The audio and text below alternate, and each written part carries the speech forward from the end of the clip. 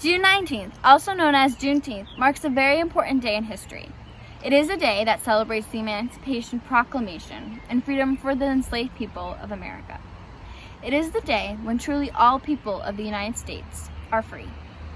This year, on June 19th, a rally was held by CHS alumni to celebrate Juneteenth and also to push for education reforms for an anti-racist curriculum. Everyone marched in support and listened to many speeches by CHS alumni. Black Lives Matter! Black Lives Matter! Black Lives Matter! So we got together today to both commemorate a holiday that has never been recognized in this town and to fight for education reform within Chelmsford High School and Chelmsford. All the middle schools, all the elementary schools, the whole system needs reform. And we wanted to start with our town because it's what we know best, it's what we can understand, and it's the people that we know and can help us. So we're here, we're calling for a more diverse curriculum, we're calling for a more accurate version of history to be told, and we're calling for more perspectives to be brought to the table. Why is it that CHS had no problem recognizing 9/11, but did absolutely nothing to celebrate Black History Month? It is up to CHS to fill in the parts of the story that the history books fail to mention. We don't get to learn things about the Tulsa Black Wall Street Massacre when mobs of white people attacked Black residents and their businesses in Oklahoma. This event is considered the single worst incident of racial violence in American history, and they don't even cover it in the curriculum. We don't even get to learn about the very reason why we're here. Juneteenth was never discussed in school. I went to the counselor, talked to her. She didn't really, the questions she asked me was kind of like very stereotypical, but it's like, are you actually listening to what I'm saying though? Are you actually gonna help me? Are you actually gonna reach back and talk to me and find out how am I doing? That never happened. And I felt at that time that, okay, will this have been any different if I looked like everyone else in the school? Most of the students I went to school with were white. Make a connection with your students. Don't just ask them one question and that's done, or how they're doing. Counselors need to take a step back and reassess what they're doing, I believe, and ask proper questions that doesn't inflict a type of stereotypical view that makes the student feel uncomfortable. Because there's a lot of microaggressions of racism that happens every single day. As a Black person, or even as a person of color, you would definitely relate to that. Those subtle comments, those subtle words that they say, it's crippling, but because you don't feel like you can talk on it, you might feel like you're gonna come off as angry, as emotional, as this or as that. You should never make someone feel bad about how they feel, no matter what. I knew about police brutality. See, I was a little nerd. I didn't really listen to my schools. It's kind of hard to listen to teachers who don't look like me, trying to teach our history, trying to teach me about what racism is. So I went to the library and read everything I could about the civil rights movements. And I'd seen some things on the news in passing, but those things were just public consumption, public entertainment. As I got older, the news seemed to be stuck on repeat. Another innocent Black man, Black woman, or Black child dead due to while the police was still alive, walking free. This wasn't new. America was built on such systems.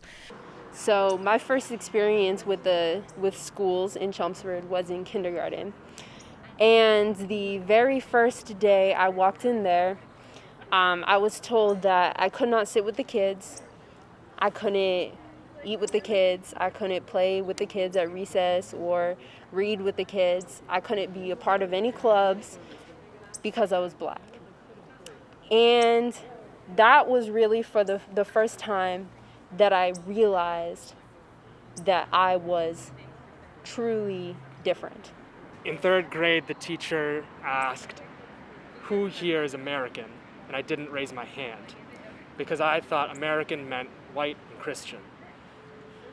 And she saw I didn't raise my hand, and she asked me, but weren't you born here in America? And I said, yeah, but I'm not. I'm not them.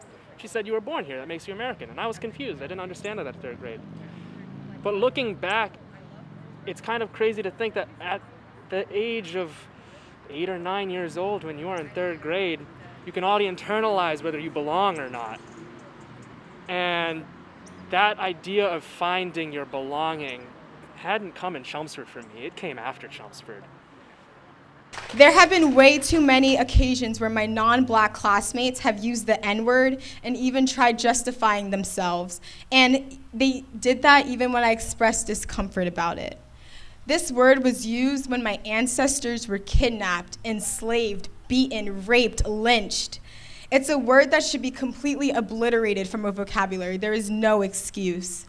Thankfully, the school committee and town managers have been open to talking, and we're really grateful for that, because sometime in the next few weeks, we're hoping to meet with Dr. J. Lang, who's the superintendent of CPS. We're hoping to meet with the town manager's office and with the Board of Selectmen, or Select Board, and ideally, we take some system-level changes. Ideally, we talk about curriculum. We incorporate black voices into the classroom. We incorporate the voices of indigenous people in the classroom, people of color in the classroom, because more than anything else, what Chelmsford Public Schools has normalized is our Eurocentric view. And when we are able to expand upon that and include other races and people in that definition of history, then we all get an appreciation for what actually brought us here. And the next step is to understand we're here because of the things that have led us here. But what if the schools taught this history? Not just black history, all history, whether it's good, whether it's bad. We just want the whole story. The whole story, that's all. No peace! No peace! No peace! No peace!